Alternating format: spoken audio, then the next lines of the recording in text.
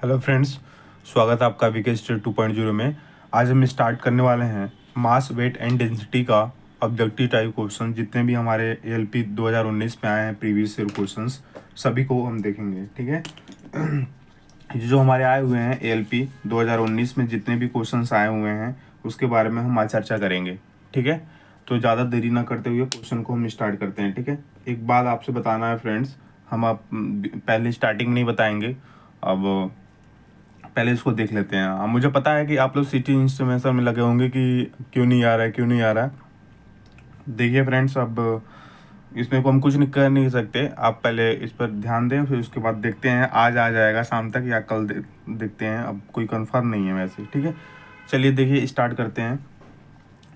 ये पहला क्वेश्चन जो है, 50 ग्राम द्रव्यमान वाले उस ठोस का आपेक्षिक घनत्व ज्ञात कीजिए जिसे पानी में पूरी तरह से डुबोया जाने पर उसका वजन 10 ग्राम प्राप्त होता है। ये क्वेश्चन आया हुआ है। ठीक है। कह रहा है कि कोई एक मान लीजिए ये आपका वेसल्स हो गया, इसमें कह रहा है कि 50 ग्राम वाले कोई द्रव है। मान लीजिए यहाँ 50 ग्राम वाला कोई द्रव है ना। कोई द्रव कर रहे हैं, सॉरी फ्रेंड, 50 ग्राम द्रव्यमान वाला कोई ठोस है यहाँ पे। इस ठोस को कह रहा है कि पानी से पूरी तरह डुबाया जाता है। जब इसको पूरी तरह डुबाया जाता है तो इसका वेट जो होता है फ्रेंड्स कितना प्राप्त हो जाता है, 10 ग्राम प्राप्त हो जाता है। ठीक है। अर्थात कह सकते हैं कि जो विस्थापित पानी की जो मात्रा हो गई, पहले वेट था कितना, इसका द्रव्यमान कितना था 50। जब इसमें ये पूरी तरह डिप किया गया तो इसकी जो विस्थापित पानी की मात्रा आ जाएगी। तो 50 में से हम 10 माइनस करेंगे तो कितना पानी इसको विस्थापित कर दिया, कितना आयतन की मात्रा इसको विस्थापित कर दिया। जितना इसका आयतन होगा उतना विस्थापित किया होगा। तो 50 यहाँ और 10 यहाँ, जब माइनस करेंगे विस्थापित पानी की मात्रा तो कितना आ जाएगा, 50 माइनस 10 बराबर 40 ग्राम। ये विस्थापित पानी की जो आयतन की मात्रा है वो आएगा 40 ग्राम। ठीक है। पानी की जो डेंसिटी होती है 1 ग्राम प्रति सेंटीमीटर क्यूब, बिल्कुल होती है 1 ग्राम पर सेंटीमीटर क्यूब। और ठोस का जो आयतन है वो कितना दिया हुआ है। जो ठोस का जो हमारा आयतन होगा, जितना अपने आयतन के बराबर उसने क्या किया होगा, पानी विस्थापित किया होगा, वो आपका आयतन हो जाएगा, यानी 40 सेंटीमीटर क्यूब। पहले क्या करेंगे, ठोस का घनत्व निकालेंगे। तो ठोस का घनत्व बराबर फार्मूला होता है द्रव्यमान बटे आयतन। हमने आपको लेक्चर में बता चुका है कि ठोस का घनत्व बराबर होता है द्रव्यमान बटे आयतन, बताया हुआ है। तो द्रव्यमान बटे आयतन यानी द्रव्यमान की जगह आप क्या रख देंगे, द्रव्यमान की जगह आप रख देंगे 50। ये दिया हुआ है द्रव्यमान की जगह 50। और आयतन कितना कितना उसने ठोस का आयतन कितना होगा, कितना उसने विस्थापित किया, तो 40 विस्थापित किया। तो 5/4 हो जाएगा, 1 0 कैंसिल। जब भाग देंगे तो 1.25 ग्राम पर सेंटीमीटर क्यूब आ जाएगा। ये क्या आ गया, ये ठोस का घनत्व आ गया। क्या आ गया, ठोस का घनत्व आ गया। क्लियर हो रही बात कि नहीं हो रही, ये क्या आ गया, ठोस का घनत्व आ गया। ठीक है। लेकिन हमको आपेक्षिक घनत्व निकालना है। तो आपेक्षिक घनत्व बराबर फार्मूला क्या होता है, आपेक्षिक घनत्व बराबर होता है ठोस का घनत्व बटे पानी का घनत्व। क्या होता है, ठोस का घनत्व बटे पानी का घनत्व। तो ठोस का घनत्व कितना निकल कर आया है, 1.25। और पानी का घनत्व कितना है, 1 ग्राम पर सेंटीमीटर क्यूब। तो 1/1.25/1, तो 1.25 ग्राम पर सेंटीमीटर क्यूब, ये अपेक्षित घनत्व आ जाएगा। यही आपका राइट आंसर होगा। ठीक है। ये क्वेश्चंस आया हुआ है। क्लियर हो रही है बात कि नहीं हो रही है। चलिए दूसरा क्वेश्चन हम देखते हैं। दूसरा क्वेश्चन कह रहा है कि 80 न्यूटन भार वाले लकड़ी के एक घनाकार टुकड़े की भुजा की लंबाई सेंटीमीटर में ज्ञात कीजिए। जी बराबर दिया है 10 मीटर प्रति सेकेंड स्क्वायर। लकड़ी का घनत्व दिया है 1 ग्राम पर सेंटीमीटर क्यूब। तो कैसे करेंगे, कह रहा है कि यहाँ भुजा की लंबाई पूछ रहा है, यानी ए पूछ रहा है। जी की वैल्यू दिया हुआ है, रो बराबर 1 ग्राम पर सेंटीमीटर क्यूब दिया हुआ है लकड़ी का घनत्व, और डब्ल्यू बराबर 80 न्यूटन दिया हुआ है। तो कैसे करेंगे, देखिए पहले हम ये देखेंगे कि ये न्यूटन एमकेएस पद्धति में, ये भी एमकेएस पद्धति में है ना। तो हम 1 ग्राम पर सेंटीमीटर क्यूब को हम एमकेएस पद्धति में ले आएंगे। तो एमकेएस पद्धति में ले आएंगे तो 1 ग्राम पर सेंटीमीटर क्यूब को हमने बताया था मास एंड डेंसिटी का जब पढ़ा रहे थे, तो उसे केजी में कन्वर्ट करेंगे तो 1000 केजी पर मीटर क्यूब आ जाएगा ना ये। ठीक है। तो हम इसे कन्वर्ट कर देंगे। और हमने फार्मूला ये भी बताया था कि जो हमारा वेट का फार्मूला होता है, डब्ल्यू बराबर एम जी होता है। ठीक है। डब्ल्यू बराबर एम जी होता है, और रो इंटू मास अपान वैल्यूम। तो यहाँ से एम की वैल्यू निकाल लेंगे तो रो इंटू वी हो जाएगा। और यहीं m की वैल्यू यहाँ हम पुट कर देंगे, यहीं हम m की वैल्यू यहाँ रख देंगे। तो w बराबर m की वैल्यू जब यहाँ रखेंगे रो इंटू भी, तो w बराबर रो भी जी हो जाएगा, रो भी जी हो जाएगा, रो भी जी हो जाएगा।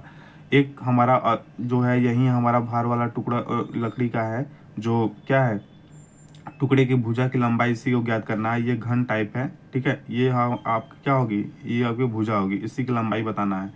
तो W का मान आपका दिया हुआ है 80, तो यहाँ 80 रखेंगे बराबर रो की वैल्यू कितना दिया है, रो की वैल्यू 1000 इंटू भी, और जी की वैल्यू कितना दिया है 10।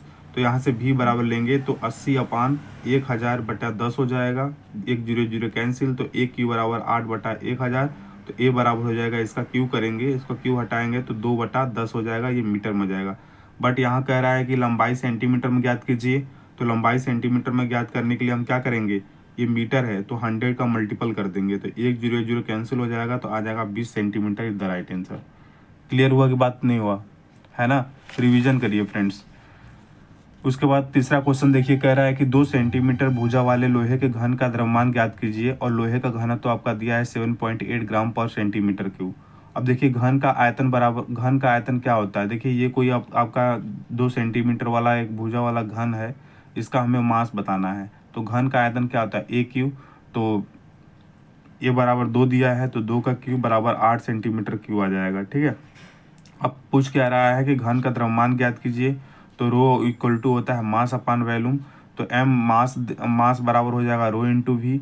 रो की वैल्यू कितना दिया है 7.8, तो 7.8, वी की वैल्यू कितना दिया है 8, तो 8, इसका जब मल्टीपल करेंगे तो 62.4 ग्राम आ जाएगा। क्या आ जाएगा, 62.4 ग्राम आंसर आ जाएगा। क्लियर हो रही है बात कि नहीं हो रही है, इस तरह से हम करेंगे, सब आया हुआ है फ्रेंड्स। देखिए फिर चौथा क्वेश्चन देखते हैं। चौथा क्वेश्चन कह रहा है कि अधिक के बाद क्या है, रिक्त स्थान है। कह रहा है कि अधिक वाली वस्तु का जड़त्व तो अधिक होता है। देखिए जड़त्व तो आधुनिक का जो फार्मूला होता है I बराबर mr², ठीक है। इसका मतलब ये होता है कि अगर हम मास को इंक्रीज करेंगे तो हमारा जो जड़त्व होगा, जड़त्व आधुनिक ये भी हमारा क्या है, इंक्रीज होगा, है ना। तो I जो होता है डायरेक्टली प्रोपोर्शनल टू M होता है। अगर हम I की वैल्यू बढ़ा देंगे तो हमारा मास बढ़ जाएगा। तो वही कह रहा है कि यदि अधिक द्रव्यमान वाली वस्तु का जड़त्व तो क्या होता है, अधिक होता है। तो यहाँ द्रव्यमान इज द राइट आंसर, है ना, द्रव्यमान is the right answer. Clear. तो इसको ध्यान में रखिएगा, ये वाला फार्मूला को आप ध्यान में रखिएगा, क्योंकि डायरेक्टली प्रोपोर्शनल होता है, ये बढ़ेगा तो ये भी बढ़ेगा। फिर देखिए पांचवा क्वेश्चन देखिए, कह रहा है कि चंद्रमा पर गुरुत्वाजनित त्वरण पृथ्वी का 1/6 है। यदि पृथ्वी पर किसी अंतरिक्ष यात्री का भार 90 किलोग्राम फोर्स है, तो चंद्रमा पर उसका भार कितना होगा। देखिए पृथ्वी पर गुरुत्वीय त्वरण जी का मान दिया है 10 मीटर प्रति सेकेंड स्क्वायर, ठीक है। W बराबर mg हम फार्मूला होता है, तो पहले W का मान निकाल लीजिए, तो 90 × 10 बराबर 900 न्यूटन आ जाएगा। पृथ्वी पर गुरुत्वीय त्वरण जी का मान दिया है और W का मान निकालेंगे तो 900 न्यूटन आ जाएगा, क्योंकि ये 90 दिया हुआ है W का मान, जी का मान 10 दिया हुआ है, तो 900 न्यूटन। एक फार्मूला होता है कि चंद्रमा पर जो भार जो होता है, पृथ्वी की सतह पर जो भार होता है 1/6 होता है, ठीक है, इसको ध्यान में रखिएगा। तो चंद्रमा का भार हो जाएगा 1/6 गुणे पृथ्वी की सतह पर भार कितना है 900, तो यहाँ हो जाएगा 900, कट जाएगा तो आ जाएगा 900 से कटेगा 3 दूना 6, 3 3 9, ये डबल 0, 2 1 कम 2, 2 1 कम 2, 2 5 0, यानी 150 न्यूटन आ जाएगा। ऐसे काटेंगे तो क्लियर हुई बात। ये वाला आप याद रखिएगा, ये इंपॉर्टेंट है, ठीक है, ये वाला इंपॉर्टेंट है। क्लियर हो रही बात कि नहीं हो रही है, क्लियर हो रही है। देखिए फिर सेम क्वेश्चंस कह रहा है कि बृहस्पति ग्रह पर गुरुत्वीय त्वरण पृथ्वी का 2.5 गुना है। पृथ्वी पर 250 केजी वजन वाले एक उपग्रह का बृहस्पति ग्रह पर भार न्यूटन में कितना होगा। तो पृथ्वी पर जो गुरुत्वीय त्वरण है जी बराबर दिया है 10 मीटर प्रति सेकेंड स्क्वायर, और कह रहा है कि जो पृथ्वी पर गुरुत्वीय जो त्वरण है पृथ्वी का 2.5 गुना है, तो पृथ्वी बराबर 5/2 इंटू पृथ्वी, बृहस्पति बराबर 5/2 गुणे पृथ्वी, है ना। तो पहले क्या करेंगे, पृथ्वी पर भार निकाल लेंगे। तो पृथ्वी भार निकालेंगे तो W बराबर mg, यानी m की वैल्यू कितना है 250 और g की वैल्यू कितना है 10, तो W बराबर कितना हो जाएगा 2500 न्यूटन। कितना हो जाएगा 2500 न्यूटन। जब W बराबर पृथ्वी पर भार हमारा 2500 न्यूटन आ गया, तो सेम पृथ्वी पर बृहस्पति पर जो भार होगा बराबर 5/2 इंटू पृथ्वी पर जो भार होगा 2500। तो इसको काट दीजिए, 2 एक कम 2, 2 दूना 4, 2 पाँच 10, 0। अब इसका जब मल्टीपल करेंगे तो 6250 न्यूटन आ जाएगा, यानी बृहस्पति पर जो भार होगा 6250 न्यूटन आ जाएगा। क्लियर हो रही है बात कि नहीं हो रही है? क्लियर हो रही है बात? चलिए नेक्स्ट क्वेश्चन हम देखते हैं। थोड़ा जल्दी करो, फटाफट रिवीजन कर रहे हैं फ्रेंड, ठीक है। अब देखिए ये जो नेक्स्ट क्वेश्चंस है, नेक्स्ट क्वेश्चंस क्या कह रहा है? कह रहा है कि 500 ग्राम द्रव्यमान वाले धातु के एक ब्लॉक का आपेक्षिक घनत्व 2.5 है। इसे पूरी तरह से पानी में डुबोया जाता है, पर इसका आभासी द्रव्यमान ज्ञात कीजिए। देखिए आभासी द्रव्यमान बोल रहा है ना।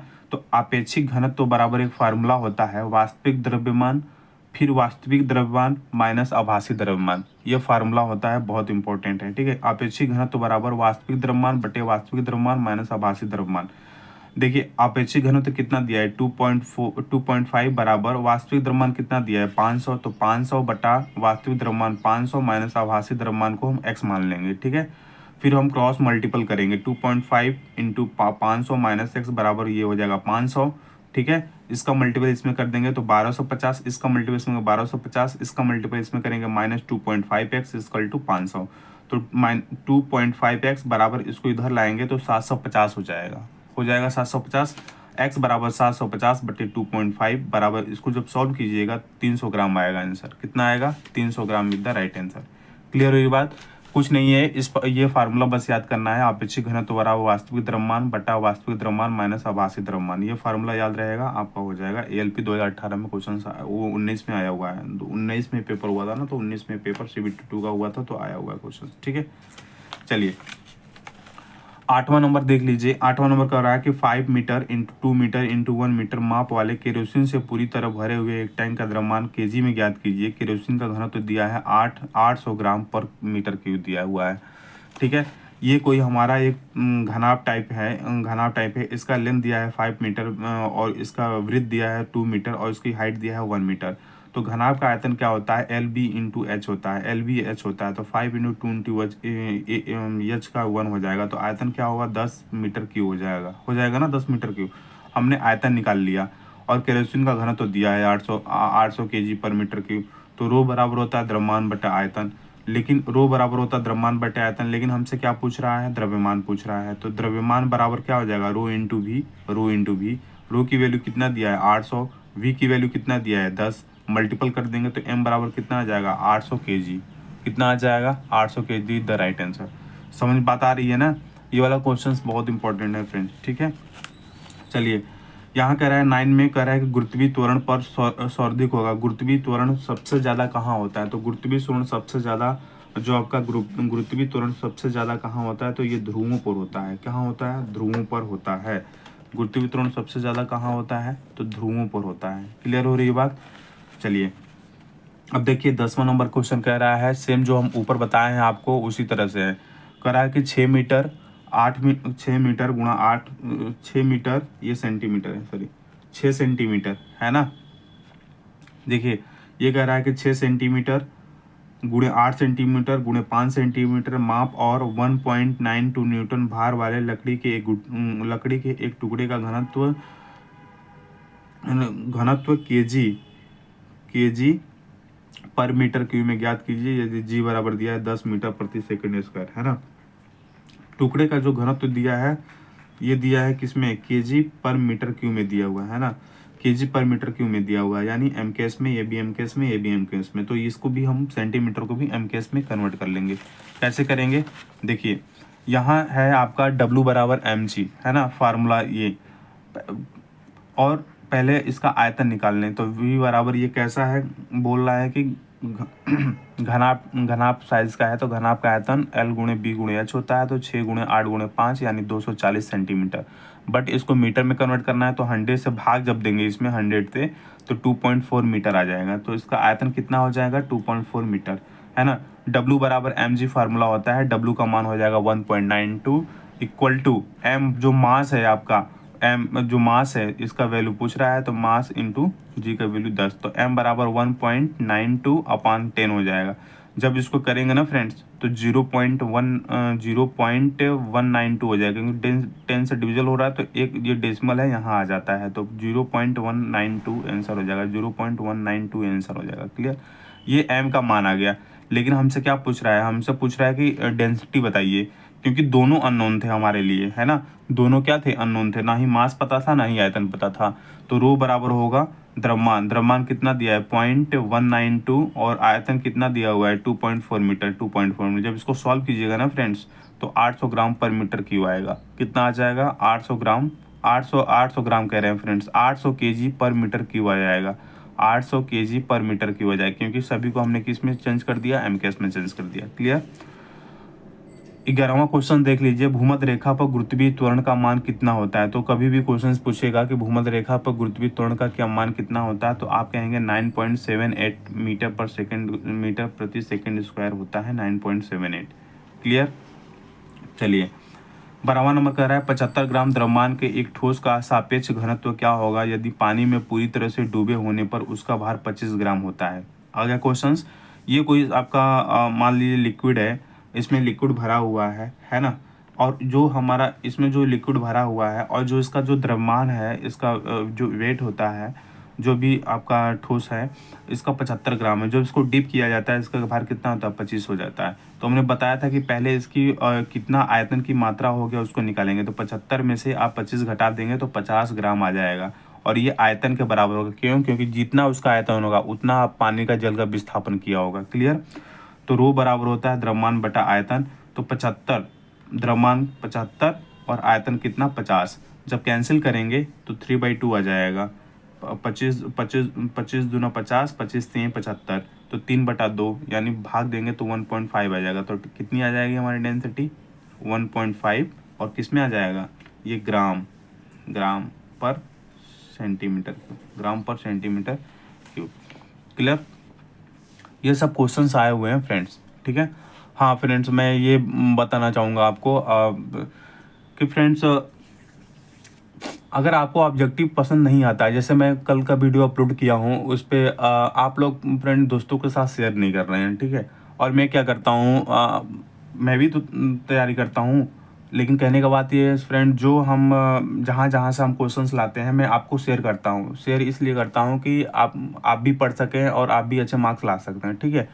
तो मैं ये कहता हूँ आप अपने दोस्तों के साथ प्लीज़ शेयर किया करिए, एंड शेयर करके चैनल को सब्सक्राइब करवाया करिए। ये आपसे विनम्र निवेदन है। ठीक है। क्योंकि फ्रेंड्स जब हम मेहनत कर रहे हैं तो कुछ हमारा इंक्रीजमेंट, जैसे कि हमारा सब्सक्राइबर बढ़ जाए या कुछ बढ़ जाए तो मन लगता है कि नहीं भाई सब्सक्राइबर बढ़ रहा है, उनको वीडियो पसंद आ रही है ना। तो उनको वीडियो पसंद आ रही है तो वीडियो और अच्छी बनाएं हम। ठीक है। और डिपली वो करें। ठीक है फ्रेंड्स। तो इसका ध्यान रखें फ्रेंड्स। और देखता हूँ फ्रेंड्स कि व्यू आ जाता है 400-500 और सब्सक्राइब होता है 10-15 फ्रेंड्स, जो हमारा लाइक होता है 10-15 होता है। ठीक है। तो इसको ध्यान रखें फ्रेंड। ठीक है। अपने दोस्तों के साथ शेयर करें फ्रेंड्स, क्योंकि आप जो पढ़ते हैं आपके दोस्त भी सक्सेस हो जाएंगे, है ना। तो शेयर किया करिए और दोस्तों से सब्सक्राइब करवा दिया करिए चैनल। ठीक है। चलिए आगे बढ़ते हैं। यदि किसी पिंड का विशिष्ट गुरुत्वाकर्षण 1 से कम होता है तो वो क्या होता है। देखिए ये इंपॉर्टेंट है। अगर गुरुत्वाकर्षण स्पेसिफिक गुरुत्वाकर्षण यानी विशिष्ट गुरुत्वाकर्षण अगर लेस है 1 से तो पानी में तैरेगा। क्यों पानी में तैरेगा? क्योंकि पानी घना है, पिंड कम घना है।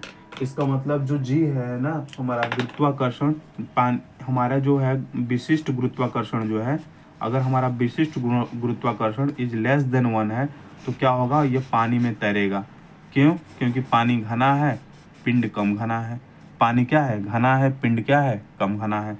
और जी स्पेसिफिक अगर जो है विशिष्ट गुरुत्वाकर्षण अगर 1 से बड़ा है तो पानी में डूब जाएगा, क्योंकि ये क्या है, पानी ज़्यादा घना है। क्लियर। इस बात को ध्यान रहे, ये क्वेश्चन आया हुआ है। तो हो सकता है ये पूछेगा 1 से कम पहले पूछा, या अब 1 से ज़्यादा पूछ देगा। तो 1 से ज़्यादा पूछेगा तो क्या होगा, पानी में डूब जाएगा, क्योंकि पानी ज़्यादा भारी घना है। ठीक है। अब देखिए मात्रा आयतन, देखिए मात्रा का आयतन 0 डिग्री सेल्सियस से 4 डिग्री सेल्सियस के बीच, 0 डिग्री सेल्सियस से 4 डिग्री सेल्सियस के बीच क्या होता है। तो जीरो, देखिए हमने डायग्राम भी बना दिया है। ये वॉल्यूम और टेम्परेचर का डायग्राम है। जब हम 0 डिग्री सेल्सियस से हम 4 डिग्री सेल्सियस पे आएंगे तो हमारा आयतन क्या होता है, न्यूनतम होता है 4 डिग्री सेल्सियस पर मिनिमम होता है। ठीक है, एक दोस्त ने फ्रेंड का सर आप मैक्सिमम बता दिए थे भाई, ठीक है मैंने बोल दिया था, बट आगे हमने समझाया हुआ है डायग्राम से। तो यहाँ आप देख लो, ये क्वेश्चंस आया हुआ है। ठीक है, 0 से 4 डिग्री से बीच में क्या होगा, तो 0 से 4 डिग्री से बीच में पहले घटेगा, फिर मिनिमम आएगा, फिर मिनिमम से मैक्सिमम होगा। ठीक है, पहले घटता है फिर बढ़ता है। क्लियर हुई बात कि नहीं हुई? क्लियर हुई बात आपको?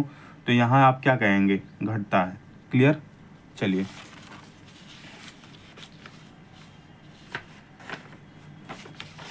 चलिए फ्रेंड, देखिए 15 नंबर क्वेश्चन यहाँ देख लीजिए। 15 नंबर क्वेश्चन कह रहा है कि यदि कोई पिंड सजातीय नहीं है, यानी इक्विलिब्रियम में नहीं है, यदि कोई पिंड सजातीय नहीं है, इक्विलिब्रियम में नहीं है, तो इसका घनत्व क्या होगा, इसका घनत्व इसके स्थान की एक क्रिया होगी। मतलब क्या कह रहा है कि जो घनत्व होता है ना, देखिए यहाँ पे घनत्व जो होता है, ये जो फंक्शन होता है स्थान का, इसका मतलब है कि एक सजातीय पदार्थ का घनत्व किसी पिंड या किसी वस्तु की सभी बिंदुओं पर बराबर होता है। जो हमारा एक सजातीय जो पदार्थ का जो घनत्व होगा, जो इक्विलिब्रियम में होगा पदार्थ हमारा, उसका जो घनत्व होगा किसी पिंड या किसी वस्तु के सभी बिंदुओं पर क्या होगा, बराबर होगा। ये ध्यान में रखिएगा। क्लियर? चलिए, समुद्र के पानी के स्तर का बढ़ना और घटना मुख्य रूप से घूमती हुई पृथ्वी पर किसके गुरुत्वाकर्षण के प्रभाव के कारण होता है, तो चंद्रमा का गुरुत्वाकर्षण प्रभाव के कारण होता है। ठीक है, चलिए 17 नंबर देख लीजिए। एक वस्तु का वजन पृथ्वी पर x इकाई है, यदि हम उसी वस्तु को चंद्रमा पर ले जाएं तो वहाँ उसका भार होगा। तो देखिए पृथ्वी पर जो भार x है, अगर हम चंद्रमा पर ले जाएंगे तो x/6 हो जाएगा, x/6 हो जाएगा। जैसे चंद्रमा पर जो भार होता है W 1/6 होता है पृथ्वी के भार का, तो क्या हो जाएगा, x/6 हो जाएगा। ठीक है, चलिए 18वां नंबर देख लिए। लकड़ी का कोई जो गुटका है अपने आयतन के 65% के साथ पानी पर तैरता है, इसका घनत्व kg/m³ में लगभग क्या होगा। देखिए ये भी अच्छा क्वेश्चन है कि लकड़ी का कोई गुटका है 65% के साथ पानी पर तैर रहा है, तो इसका घनत्व बता दीजिए। तो लकड़ी का कुल आयतन मान लीजिए 100% है ना, कुल आयतन 100%, डूबा हुआ भाग कितना है 65%, पानी का घनत्व कितना होता है 1000 kg/m³, हमने लिखवाया हुआ है। मैंने बोला था कि फ्रेंड याद कर लीजिएगा, ये आएगा क्वेश्चंस। तो पानी का घनत्व 1000 kg/m³। आप लकड़ी का घनत्व पूछ रहा है, तो एक फार्मूला याद रखिएगा, लकड़ी का डूबा हुआ आयतन, क्या, लकड़ी का डूबा हुआ आयतन बटा लकड़ी का संपूर्ण आयतन, है ना, लकड़ी का डूबा हुआ आयतन बटे लकड़ी का संपूर्ण आयतन, है ना, बराबर लकड़ी का घनत्व बटे पानी का घनत्व। ये याद रखिएगा। तो कुछ नहीं करना है, बस ये फार्मूला याद रहेगा तो आप क्वेश्चन को सॉल्व कर लेंगे। तो लकड़ी का डूबा हुआ आयतन कितना है 65, लकड़ी का संपूर्ण आयतन कितना है 100, बराबर लकड़ी का घनत्व कितना है x, और पानी का घनत्व कितना है 1000। ठीक है, पानी का घनत्व कितना 1000। तो 1 0 2 0 से कैंसिल हो जाएगा, तो x की वैल्यू हो जाएगी 6500, अरे सॉरी 650, मल्टीपल करेंगे 650 kg/m³, है ना, kg/m³। या इसे ऐसे भी देख सकते हैं 0.65 × 10³ kg/m³। ठीक है, ये सबसे इम्पोर्टेंट है फार्मूला। चलिए, किसी वस्तु के द्रव्यमान घनत्व या घनत्व को उसके किस रूप में परिभाषित किया जाता है, तो किस रूप में परिभाषित करते हैं, बताइए, किस रूप में किसी वस्तु के द्रव्यमान घनत्व या उसके घनत्व किस रूप में परिभाषित करते हैं। तो भाई घनत्व रो बराबर क्या होता है, द्रव्यमान बटा आयतन, यही होता है ना, रो बराबर द्रव्यमान बटा आयतन। तो द्रव्यमान प्रति इकाई आयतन, बिल्कुल द्रव्यमान प्रति इकाई आयतन, प्रति इकाई यानी इकाई, यहाँ आयतन इधर है तो प्रति इकाई, द्रव्यमान प्रति इकाई आयतन इधर, राइट आंसर। ठीक है, 20वां देखिए, सोने का सापेक्ष घनत्व 19.3 है, एसआई इकाई में इसका घनत्व कितना होगा। अब देखिए सापेक्षिक घनत्व सोने का है तो बराबर सोने का घनत्व बटे पानी का घनत्व होता है। ठीक है, सापेक्षिक घनत्व का दिया हुआ है 9.3 इंटू पानी का घनत्व कितना होता है 1000, इसका मल्टीपल हो जाएगा तो सोने का घनत्व निकल जाएगा। तो सोने का घनत्व कितना आ जाएगा 19.3 इंटू 10³ बराबर सोने का घनत्व। क्लियर? देखिए यदि किसी वस्तु का द्रव्यमान पृथ्वी पर 100 kg है तो चंद्रमा पर उसका द्रव्यमान कितना होगा। तो देखिए फ्रेंड, ये तो इसमें क्या होगा, द्रव्यमान अपरिवर्तित रहता है। अगर पृथ्वी पर द्रव्यमान 100 केजी है तो चंद्रमा पर भी 100 केजी ही होगा। बी वाला आपका हो जाएगा, राइट आंसर हो जाएगा, ये अपरिवर्तित नहीं होता है। आदर्श गैस समीकरण कौन सा है, तो पी वी बराबर होता है म्यू आर टी होता है। क्या होता है, पी वी बराबर म्यू आर टी। तो ये हो जाएगा हमारा सी ऑप्शन, पी वी बराबर म्यू आर टी हो जाएगा। ठीक है। कितने डिग्री पर पानी का घनत्व अधिकतम होता है, तो 4 डिग्री सेल्सियस पे क्या होता है, पानी का घनत्व अधिकतम होता है। क्लियर। चलिए फिर देखिए, यहाँ पे कह रहा है कि त्रुटिपूर्ण, ये भी इम्पोर्टेंट है, त्रुटिपूर्ण तराजू के एक पढ़ने में, यहाँ सॉरी फ्रेंड्स, त्रुटिपूर्ण तराजू के एक पढ़ने में वस्तु का भार W1 आता है तथा दूसरे पढ़ने में W2 आता है। तो वस्तु का सही भार है, तो वस्तु का सही भार निकालने के लिए क्या करते हैं, इसका गुणोत्तर श्रेणी माध्य निकाल लेते हैं। तो W बराबर हो जाएगा √W1 इंटू W2, दोनों का गुणोत्तर माध्य होता है। क्या होता है, दोनों का गुणोत्तर माध्य होता है। 25 नंबर देखिए, एक त्रुटिपूर्ण तराजू जिसकी भुजाएं असमान है, W1 बराबर 6.4 ग्राम तथा W2 बराबर 10 ग्राम प्रतीत हुआ, पिंड का सही भार क्या होगा। तो सही भार निकालने के लिए अंडर रूट में WM इंटू W2 बराबर 6.4 इंटू 10, इसका जब करेंगे अंडर रूट तो 8 ग्राम आ जाएगा। ये दोनों इंपॉर्टेंट फ्रेंड्स क्वेश्चन आएगा। सबसे ज़्यादा इंपॉर्टेंट देख लीजिए, ये 26 नंबर का, यदि दो द्रव जिसका घनत्व D1 एवं D2 है के समान द्रव्यमान मिला दिए जाएं तो मिश्रण का घनत्व क्या होगा। तो रो बराबर मास अपान आयतन होता है। तो यहाँ कह रहा है समान द्रव्यमान जब मिलाएंगे तो 2D1 इंटू D2 अपान D1 प्लस D2 हो जाएगा। तो सी वाला राइट आंसर हो जाएगा। ठीक है। 27 नंबर देख लीजिए, 27 नंबर कह रहा है कि एक वस्तु का द्रव्यमान 100 केजी है, गुरुत्वाजनित g बराबर 10 मीटर प्रति सेकंड स्क्वायर है। अगर चंद्रमा पर गुरुत्वाजनित त्वरण g/6 है तो चंद्रमा पर वस्तु का द्रव्यमान क्या होगा। तो हमने अभी क्वेश्चन बताया कि द्रव्यमान सभी जगह समान होता है, तो इसका भी 100 केजी आंसर हो जाएगा। इसका भी क्या हो जाएगा, 100 केजी आंसर हमारा हो जाएगा। कितना हो जाएगा, इसका भी क्या हो जाएगा, हमारा 100 केजी आपका आंसर हो जाएगा। ठीक है। चलिए, बर्फ का अपेक्षित घनत्व 0.9 है, तो जल में डालने पर उसका कितना भाग ऊपर होगा। तो देखिए, इसके लिए होता है कि जो डेंसिटी आइस की होती है और डेंसिटी वाटर की होती है, तो डेंसिटी आइस की और डेंसिटी वाटर ये अनुपात में होगा बराबर x/h। तो आइस का कितना है 0.9, वाटर का कितना होता है 1, बराबर x/h, है ना, x/h।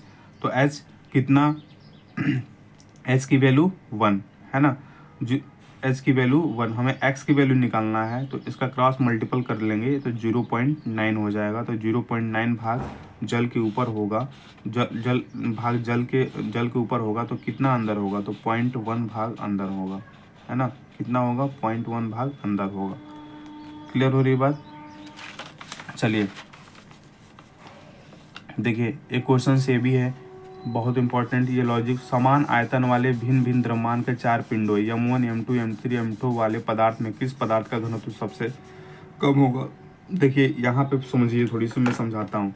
कह रहा है कि समान आयतन वाले भिन्न द्रव्यमान के 4 पिंड M1 M2 M3 तथा M4 वाले पदार्थ में किस पदार्थ का घनत्व सबसे कम होगा। M2 बड़ा है, M3 उससे छोटा, M1 उससे छोटा, M4 उससे छोटा। तब एक फार्मूला होता है रो इक्वल टू मास अपान आयतन। ये आप बताएं कि जिसका मास ज़्यादा होगा डेंसिटी ज़्यादा होगी। भाई जिसका मास ज़्यादा होगा तो डेंसिटी भी तो ज़्यादा होगी, होगी कि नहीं होगी। ठीक है। तो जिसका मास घनत्व सबसे कम होगा, किस पदार्थ का घनत्व सबसे कम होगा, जिसका द्रव्यमान कम होगा।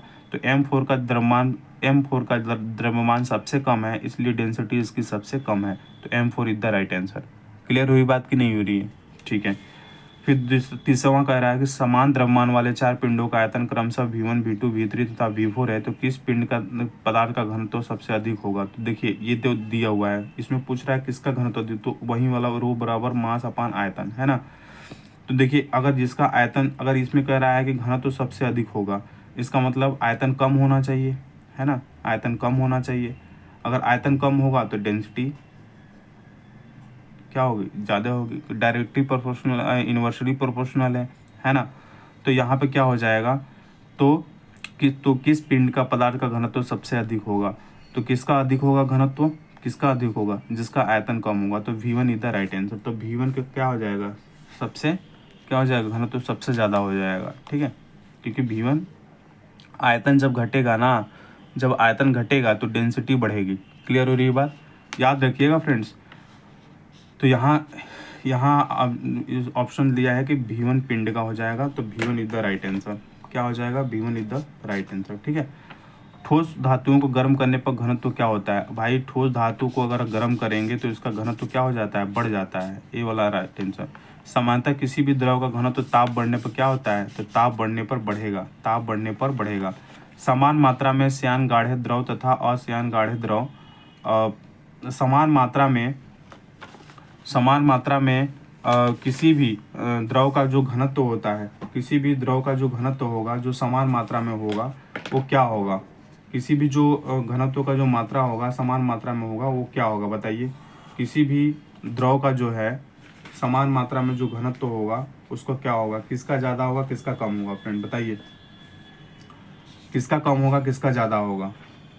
अगर कोई है ठोस धातु है, उस किसका कम होगा, किसका ज़्यादा होगा? जैसे कह रहा है कि समान मात्रा में श्यान गाढ़े द्रव तथा अश्यान गाढ़े द्रव में घनत्व कितना होगा? जैसे श्यान जो गाढ़ा द्रव है एकदम और एक अश्यान द्रव है, इसमें किसका घनत्व ज़्यादा होगा? बताइए भाई। जो सबसे गाढ़ा होगा उसी का तो घनत्व अधिक होगा, तो श्यान द्रव का। ठीक है। किसी पदार्थ का एक पिंड का घनत्व D है। क्या है? D है। को रो घनत्व वाले द्रव में डालने पर पूर्णतः डूब जाता है। क्यों डूब जाता है? क्योंकि इसकी क्या है? डेंसिटी क्या होगी? ज़्यादा होगा। क्योंकि इसकी डेंसिटी ज़्यादा है इसलिए क्या हो रहा है? डूब जा रहा है। इसलिए क्या हो जा रहा है? डूब जा रहा है। ठीक है। एक लास्ट क्वेश्चन देखते हैं। कह रहा है कि एक स्प्रिंग तुला का पाठ जबकि इसे एक गुटके वायु में लटकाया जाता है 60 न्यूटन है। जब गुटका जल में डुबोया जाता है तो तुले का पाठ बदलकर 40 न्यूटन हो जाता है। गुटके का अपेक्षित घनत्व ज्ञात कीजिए। तो गुटके का अपेक्षित घनत्व बराबर होता है W Y upon W Y minus W जल। ठीक है। डब्लू वायु अपॉन डब्लू वायु माइनस डब्लू जल। तो डब्लू वायु कितना दिया है आपका? 60 दिया हुआ है। ये हो गया 60, है ना। 60 अपान 60 माइनस डब्लू जल का कितना है? पाठ बदलकर 40 हो जाता है। 40 60 अपान 20। जब इसको सही करेंगे, कट पिट करेंगे तो 20 3 60 हो जाएगा। तो 3 is the right answer. 3 is the sorry friends, यहाँ देखिए, यहाँ डब्लू वायु अपान डब्लू वाई माइनस डब्लू जल, तो 60 अपान 60 माइनस 40, तो 60/20 हो जाएगा। कट करेंगे तो 3 आ जाएगा इसका आंसर। क्लियर हो रही बात? ये हमारा रहा 35 क्वेश्चंस। ठीक है फ्रेंड्स। आप फ्रेंड्स पूरा वीडियो को वॉच किया करिए। ठीक है। और रिवीजन करें फ्रेंड, ओनली रिवीजन करें। ठीक है। और पूरी वीडियो को वॉच करें। Okay friends. वीडियो ज़्यादा लंबा हो जाएगा, अपने दोस्तों के साथ आप शेयर करिए फ्रेंड्स, सब्सक्राइबर बढ़ाइए मेरा। ठीक है। ओके। जय हिंद, जय भारत, टेक केयर।